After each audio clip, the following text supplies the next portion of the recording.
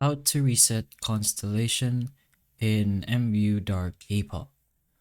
So there are a few requirements for you to be able to do this. Of course, you're gonna need the Constellation itself to reset anything. If you don't have it, then obviously you won't be able to reset since there's nothing to reset.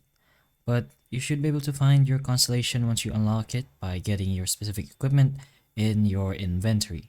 If you look beside your equipment power or whatever that is, you should be able to see the Constellation button. So inside your Constellation, you will be able to reset it directly from there. But make sure you do have the requirements to do the reset. Once you press on the reset button, it will show you what you need to be able to do that. So in this case, the reset button is in the top left corner of the Constellation.